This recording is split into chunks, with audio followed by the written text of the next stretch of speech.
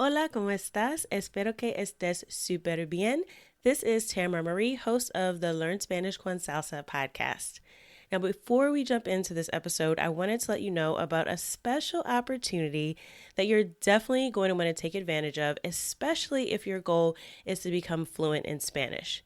For a limited time only, my team is opening the doors to listeners of the podcast to take advantage of a free language coaching session. Now, in this session, it's not just we're teaching you about verbs or grammar, but we're really going to do a deep dive into what are your goals for learning Spanish, assess where you are on your journey to fluency at the moment, and help you map out a 90-day plan for how you can get to fluency.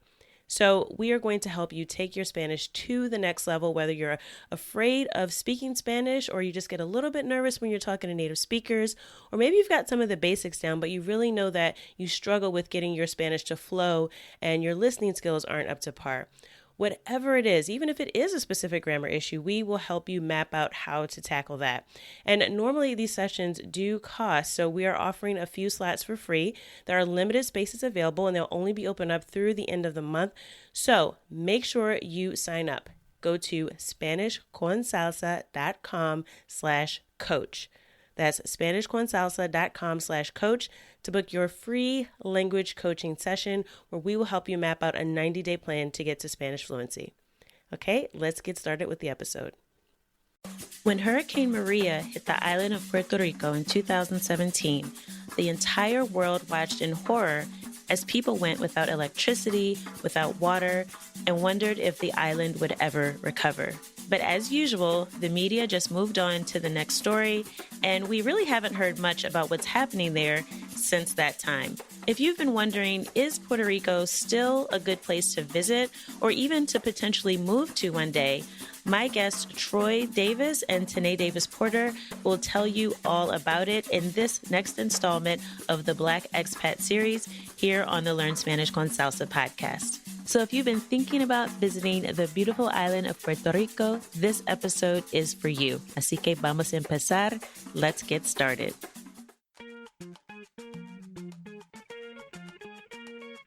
Bienvenidos!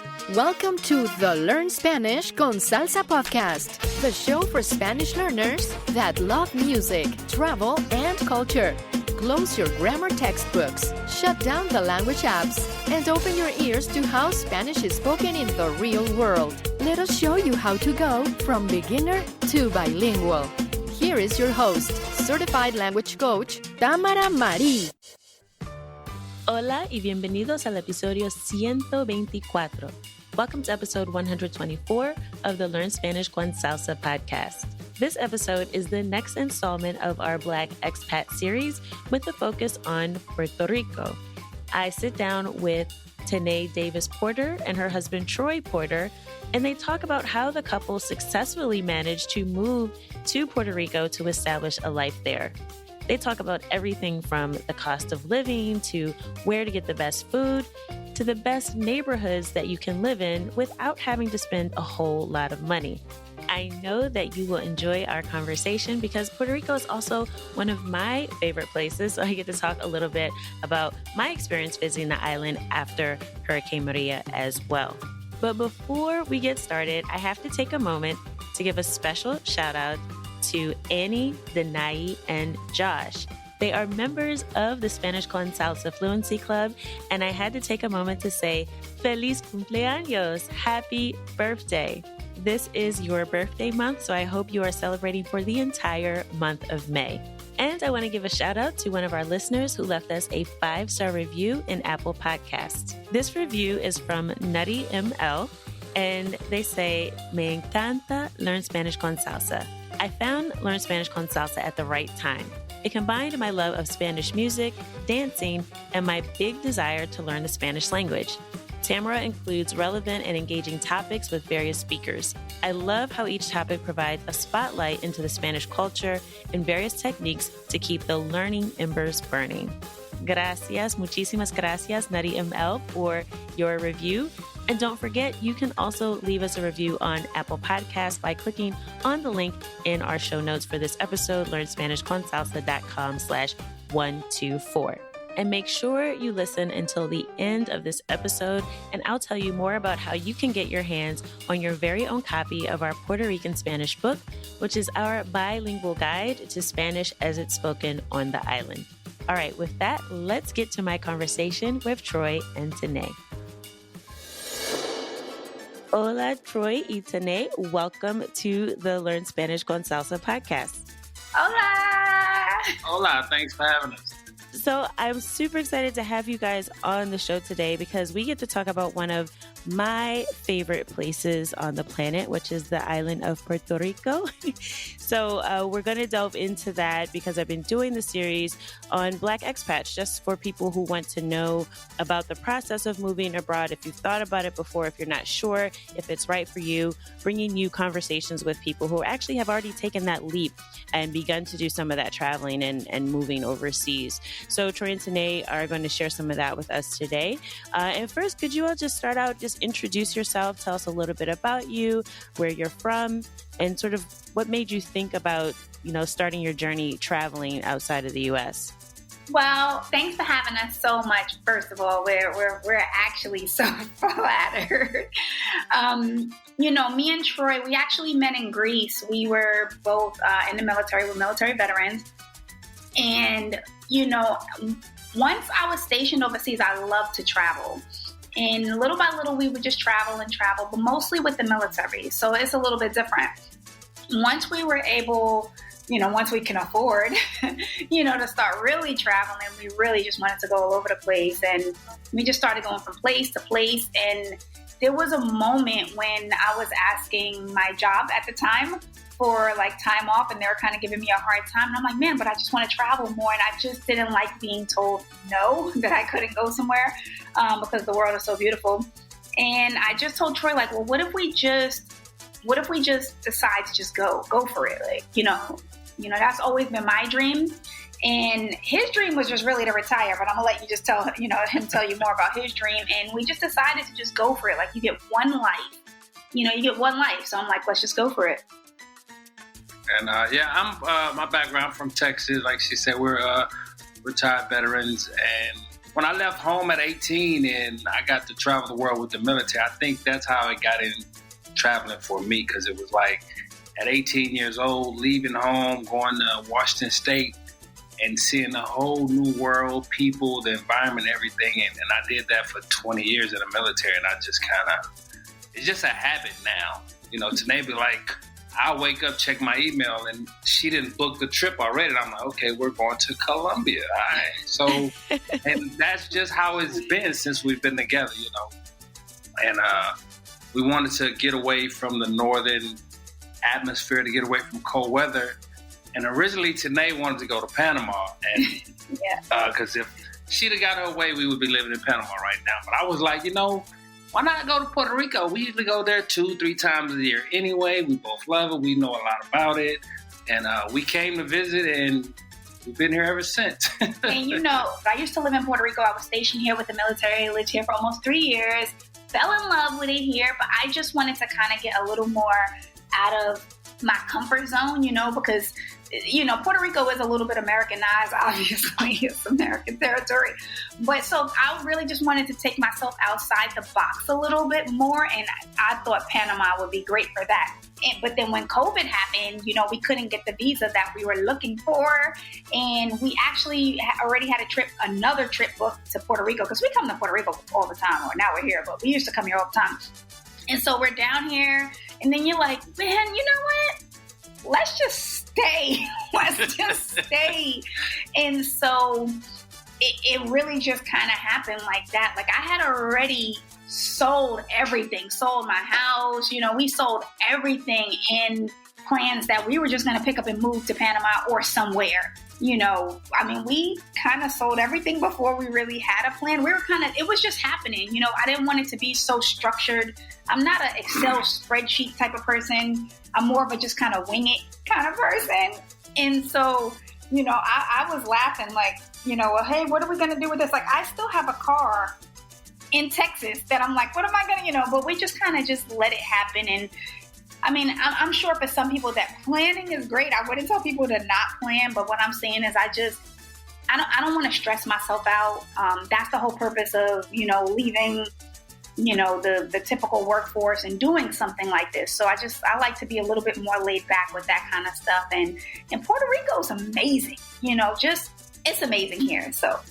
Wow, that's super interesting. I love your story. So how you guys met in the military, I'm wondering just kind of as a starting point, because both of you had that experience of being in the military and having to sort of pick up and move, and not necessarily, having a choice of where you were going to move to all the time, right? So do you think did that experience, do you think, really prepare you to feel more comfortable with the idea of moving abroad, especially since, Tennay, you were stationed in Puerto Rico for a little bit? Do you feel like if you weren't in the military, do you think you would be as ready to make a move like this? I think so. So I grew up in New York City. I lived in Washington Heights, which is predominantly Dominican neighborhood. Yeah, you lived in Dominican Republic. Yeah, and I lived in Spanish. So I felt real comfortable with. I feel real comfortable with what we call foreigners. I feel real comfortable with people from all over. I just love learning different, stories, learning different cultures. I love that. Eating different food. Oh my God, the food in Puerto Rico is amazing. So I already love that. But I do think seeing more things in the military, like I also lived in Greece, like where I met Troy, and I lived in, in the Middle East for some time. And I just wanted more. I wanted to see more of the world. Like, I feel like it's become like almost like an addiction. Like, where can I go? What new foods can I try? And I love it. Like, I feel like this is what God put me on this earth for. It's just to be able to help other people too. Like, even if it's something like having a conversation like this. Someone texted me this morning. They got their passport. It's a girl. I met her here in Puerto Rico. Didn't know her. I took her around and showed her out, and she didn't have a passport. She got her passport. And she texted me this morning, like, you don't realize how you inspired me to do something like that. And like, I almost started to cry. I just feel if we can, my husband's laughing at me. I get all emotional. If I could help somebody with something just like that, like getting a passport, it might seem like such a little thing, but it's such a big thing because it's, such a big world. So to bring it back to your question, I was blessed with being able to travel in the military and being able to being given that opportunity, but I think it helped, but I think my love for it started way, way, way back. I would say being in the military actually helped with the relocation, because sometimes in the military, you have to pick up and leave and within 30 days or 2 weeks without even knowing where you're going. So having to be able to adapt to things quickly helped a lot, and I think we've been doing this so much together since we've been together almost 17 years.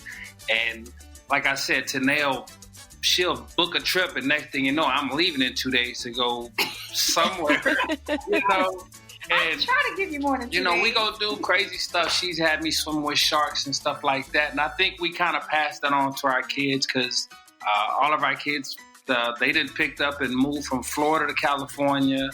And the youngest one, he just picked up and moved and drove from Maryland to California. So we passed that on. So being in the military, yes, it makes it easier. But I think that's what a lot of young people are scared to do, is leave home and be uncomfortable, So. And see, I think it's more people, older people that are scared. I think, the younger generation is ready to go. I think, a lot of people a little bit older just kind of scared. My aunt had never left, the States or anything. And to be able, she actually went to Greece with us a few years ago, and to be able to take her to do that, I remember she was drinking coffee, she was sitting outside, it was beautiful, and she was just by herself, right? And I was coming around the corner, and she just was so happy, in our culture. But when I was growing up in our culture, I never saw Black people traveling. When I was opening up travel magazines and stuff, all I would see was white people. That would just be it. And that was the reality. And so now when I'm seeing our people out there, I don't care where they're going. I'm just happy for them. I don't even talk down Miami, or people like, oh, don't go to Miami or Vegas. Go wherever. Just go somewhere. Just go do something. So. Yeah, it's interesting. Well, first, there's a lot in what you all said. So we're going to unpack this sort of one by one. I think The first thing that really stands out to me is just having that ability to make those types of shifts, right?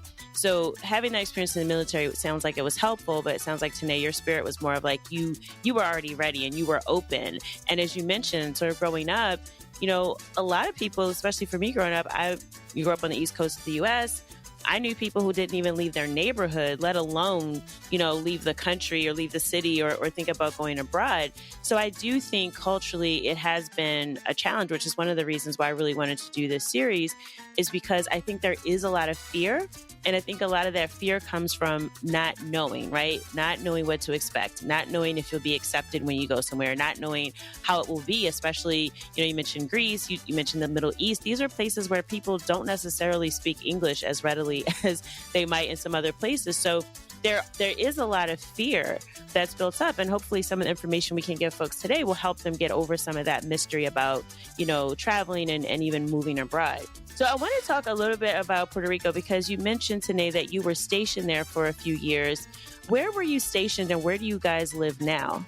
So when I was stationed here, I was stationed on a base called Roosevelt Roads.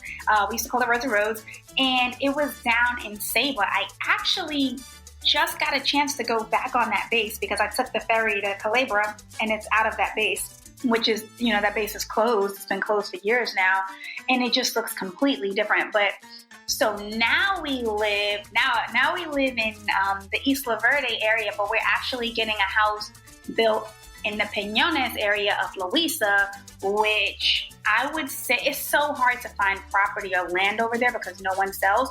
But I searched for a while because I really wanted something in that area. I'm not sure how familiar you are with, the area, but that's the area that I would say is predominantly, I guess, like quote unquote Black, because the slave ships pulled into Loíza. And so a lot of the culture there is still a lot of huge African culture there. So I wanted some property there. And it took a long time to get some, but I got a small, itsy bitsy piece. And on that piece, we are going to build what we're considering one of our forever homes. And I love it because, we already said we love Puerto Rico, but I love Black too. I just love it. And so to be able to combine the two cultures, to me, is just phenomenal. Yeah, so I'm very familiar with that area. So Isla Verde is somewhere that if I'm on a short trip that I'll stay, because Isla Verde is really close to the airport in San Juan. So you're not very far from the city in that area. And Loíza, talk a little bit about, you mentioned the influence of like African culture there and how that area in particular in Peñones does have a lot more of a presence of African descendants. I know when a lot of people think about Puerto Rico, they think like J-Lo, Marc Anthony. I mean, this is Spanish con salsa, so I always talk about salsa music.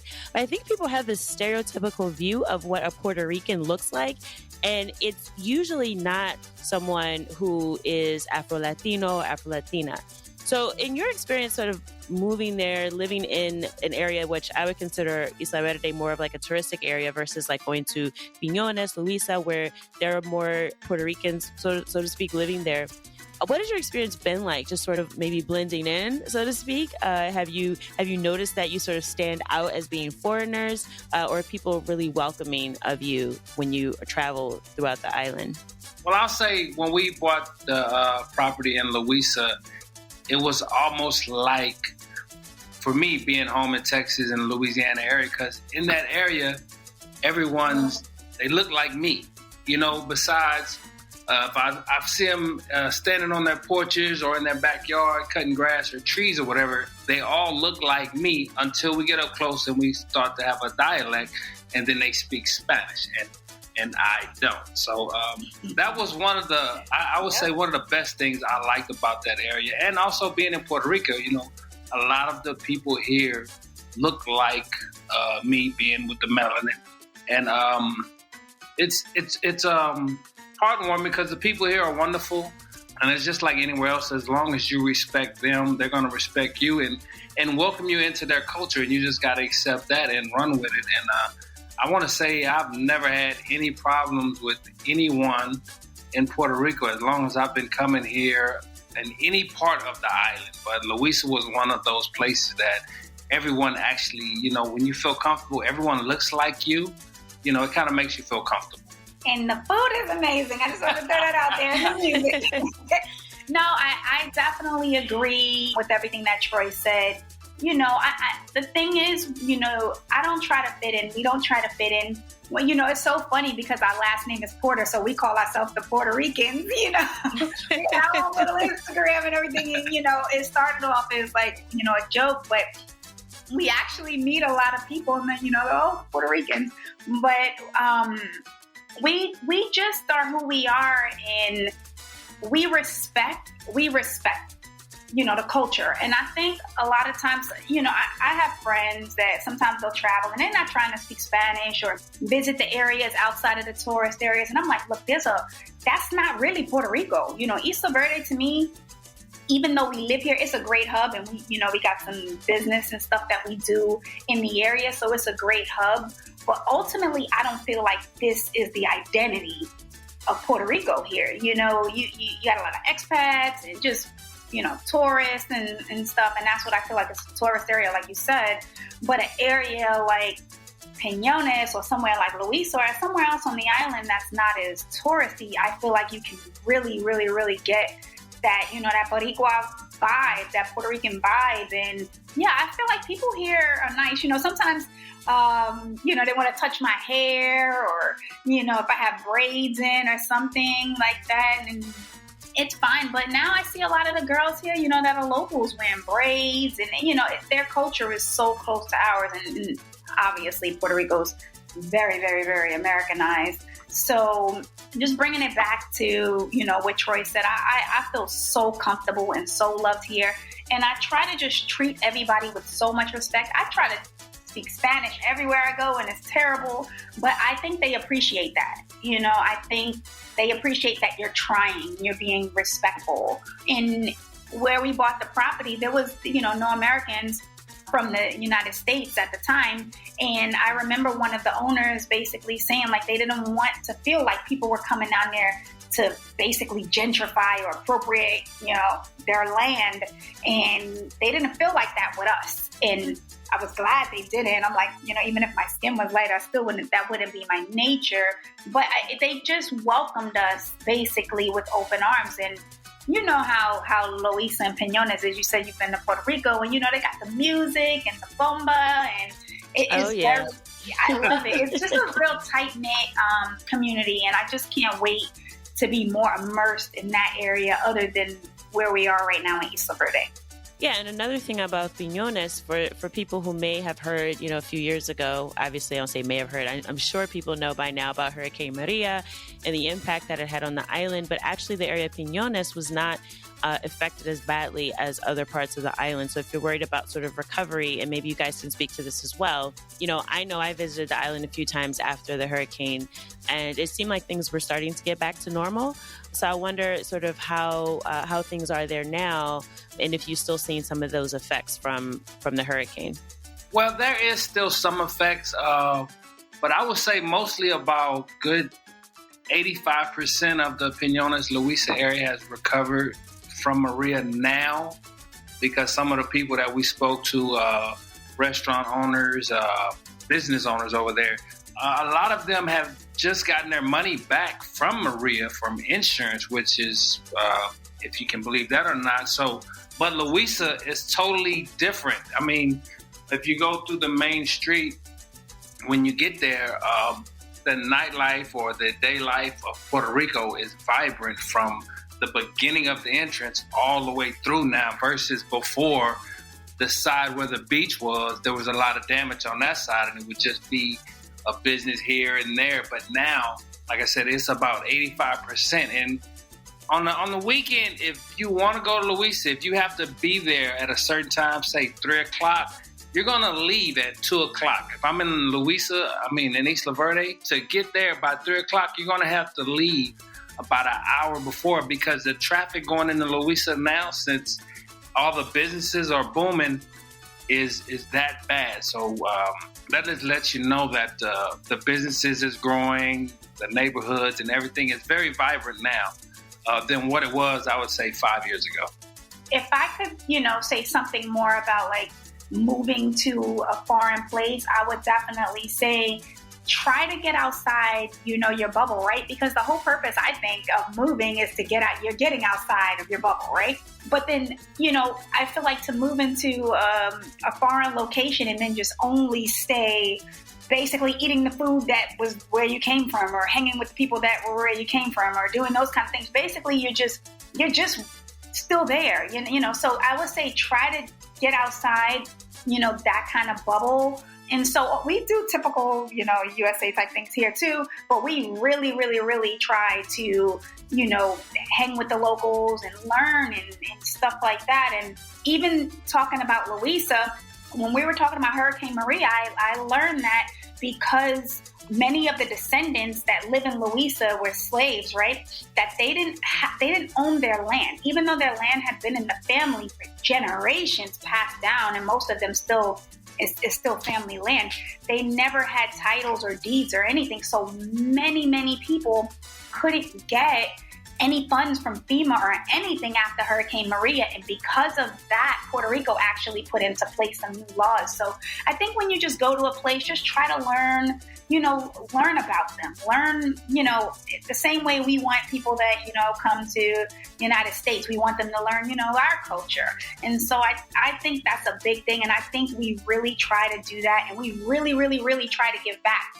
Even during COVID, we came to Puerto Rico right after Maria. There was no electricity and we was out here and we wanted to give back. So we still do that. When we get a chance to eat out, we do. We try to go to local places and all of that stuff. And, I really think if you're going to take that jump, that leap and move overseas somewhere, just go for it. Go all in, though. Don't go half in. I think you got to go all in.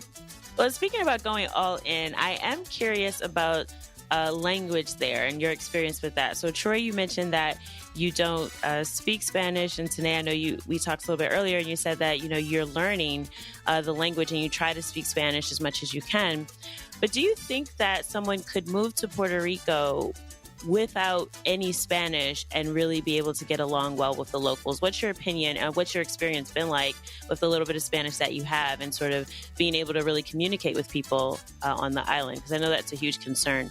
It was harder. Well, it's harder for me now because when I was here and I was kind of picking up on a lot of the language, phrases here and there, and then I left for a month and coming back, and it was like not being able to speak the language on a regular basis because I was back in Texas just talking English like I had never left Puerto Rico, and I came back and it was harder for me again. I was like, man, I got to start all over again, learning just the basics that I had already learned. So, but experiences as far as besides some of the Puerto Rican that I run into, and they look at me and they think I'm Dominican and already that I speak Spanish, and they'll just start a conversation and I'll be sitting there like, oh, whoa.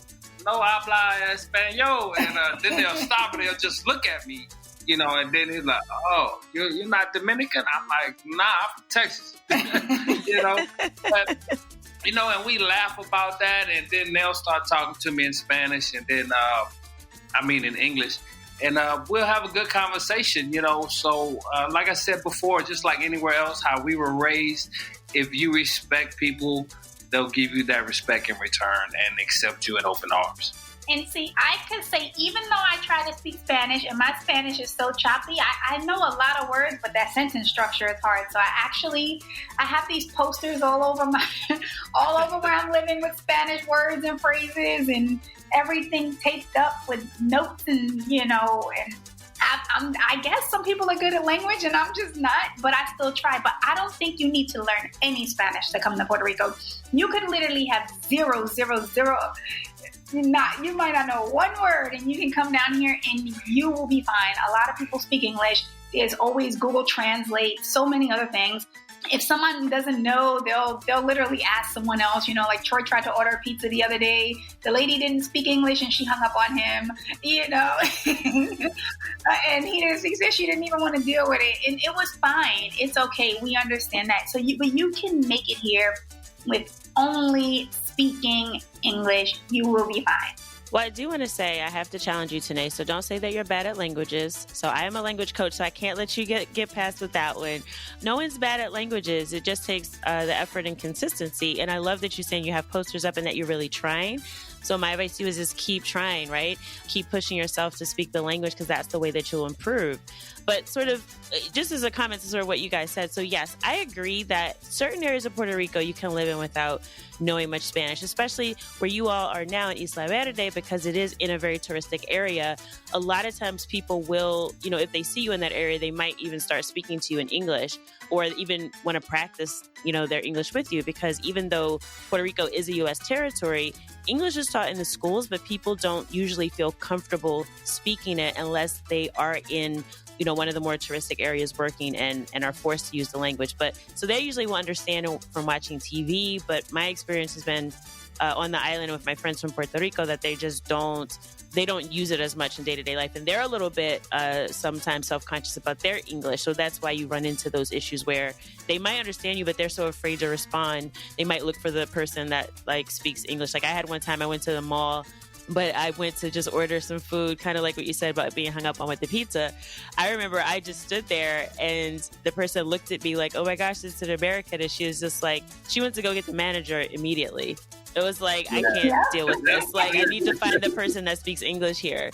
So, I mean, that does happen. But I do think that, if you want to move beyond sort of like the touristic areas, especially if you go somewhere like Aguadilla or Cabo Rojo, like deeper into the island or anywhere in the mountains, like you're not going to find people that they'll be readily, willing to speak English with you. I agree with you. I do. I think that's where my broken Spanish comes into handy, because if I can pick up a few words, then you can kind of put together kind of what they're saying, and I think they can do the same. So even though I can't put a sentence together, if I want to, ask where something is, I know donde is where, and if I want to say, water, if I can say like words, then they're like, oh. But here's the thing: if they hear you speak a little bit of Spanish, they go full on. And then now I'm like, wait, I'm not fluent, Yeah, Puerto Ricans don't speak slowly. So for you, you're going so fast, And I was taking Spanish classes for a while. My Spanish instructor was from Colombia.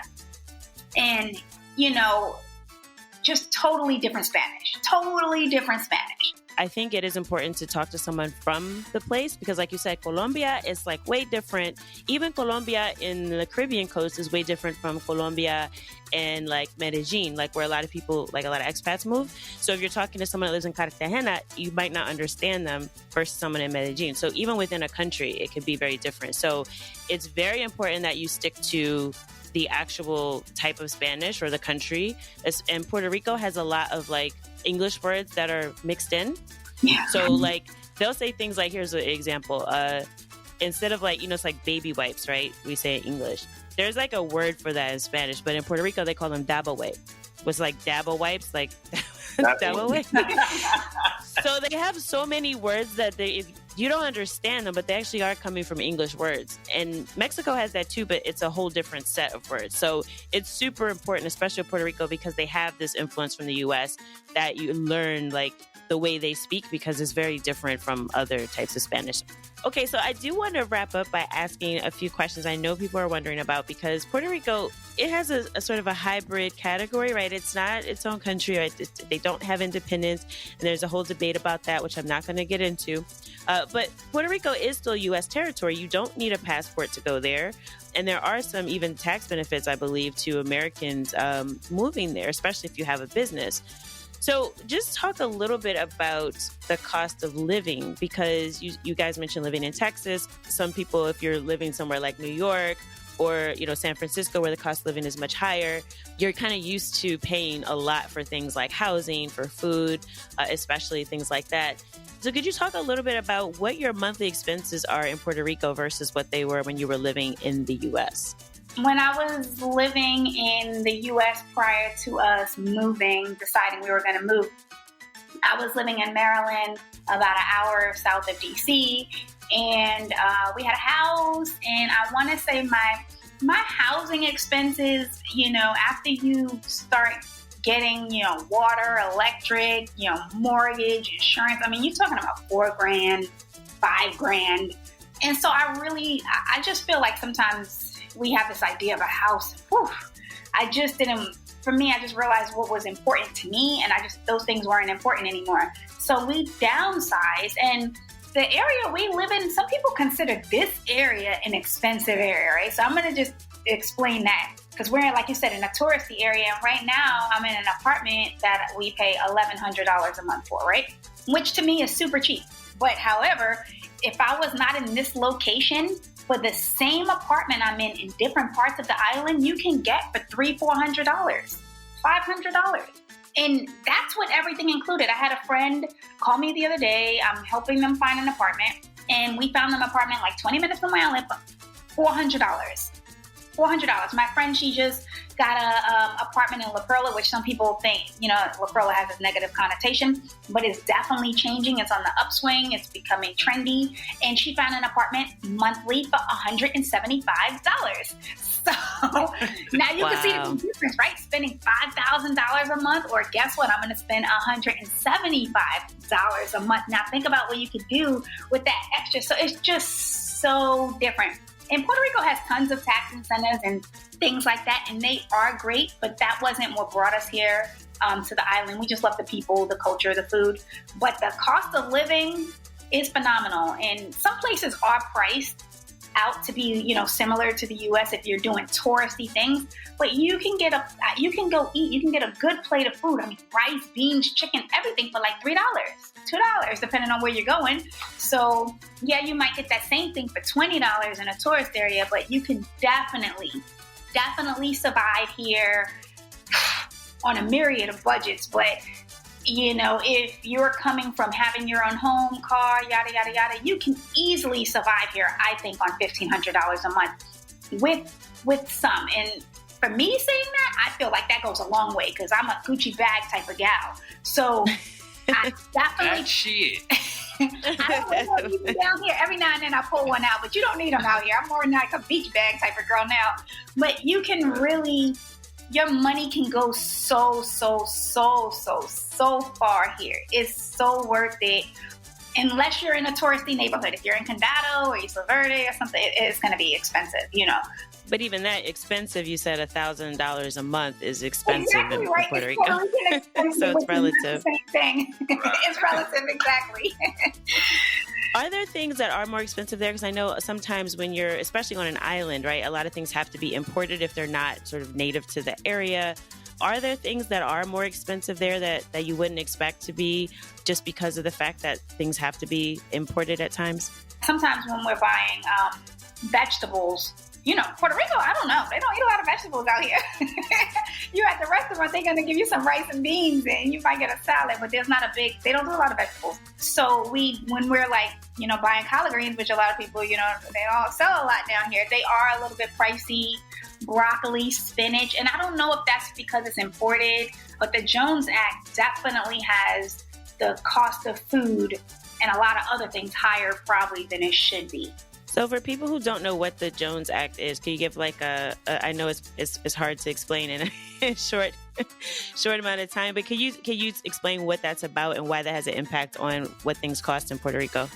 Okay, I don't know if I'm going to explain it exactly correct, but it's basically a law that requires goods shipped between U.S. ports to be transported on ships that are built or operated or something like that by the U.S. or by like citizens or something.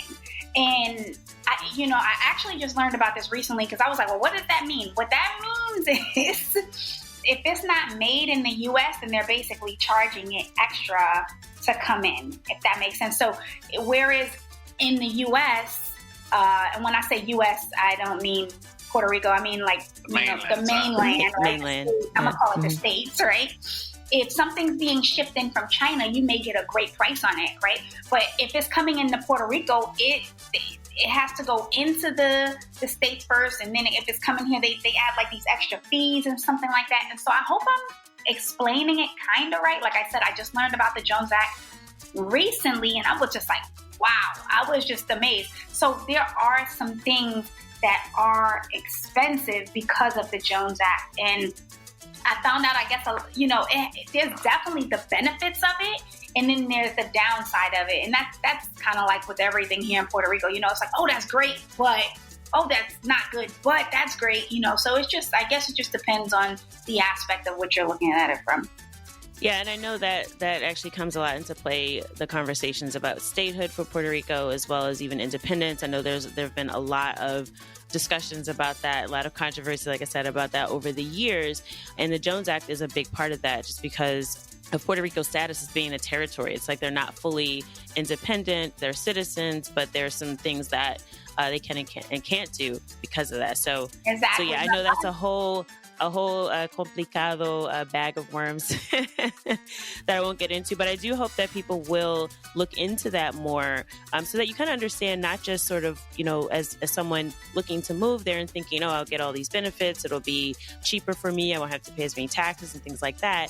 So really just think about the impact that has on the people and be informed about the people that actually live there and what they have to go through, because it's always different when you're coming as sort of quote unquote expat to an area where people have to live with these realities each and every day. So I want to thank you, Troy and Tennay, for taking the time to join me on the podcast to share your experience moving and living in Puerto Rico. If folks want to get in touch with you on social media, find out more about what you do in your travel company, where can they find you?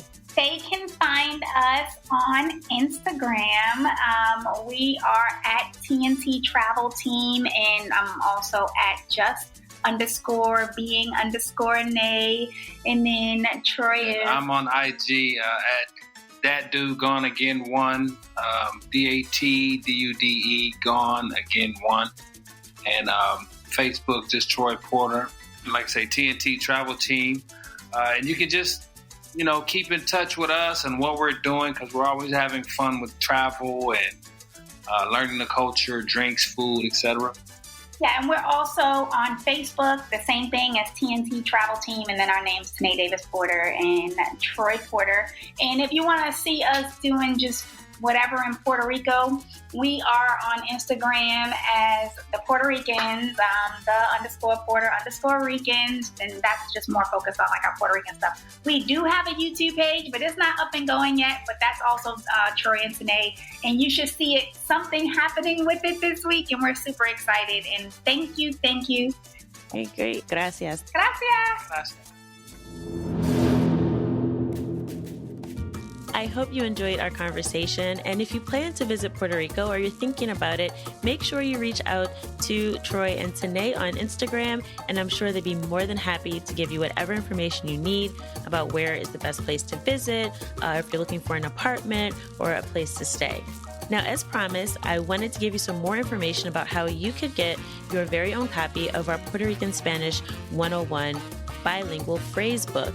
And if you go to our show notes page, learnspanishconsalsa.com/124, that's learnspanishconsalsa.com/124, you'll have a special link there where you can get your very own copy, either the hard copy, the paperback, or the ebook of our Puerto Rican Spanish guide. And I have to tell you, this is a resource you will not find anywhere else. There are over 100 different words and phrases that are unique just to the island of Puerto Rico. And if you plan on visiting Puerto Rico, this is a book you definitely need to have in your travel bag.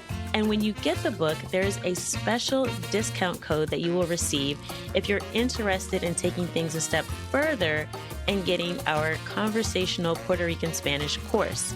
You'll learn Spanish as it's spoken on the island of Puerto Rico through dialogues with native speakers, and you'll also learn new vocabulary and phrases with each and every conversation. So make sure you check out the show notes page if you want to get the book.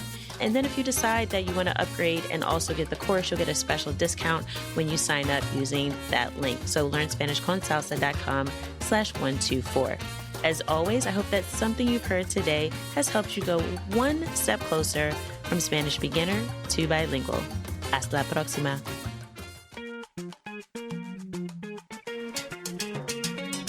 Thank you for listening to the Learn Spanish con Salsa podcast at learnspanishconsalsa.com.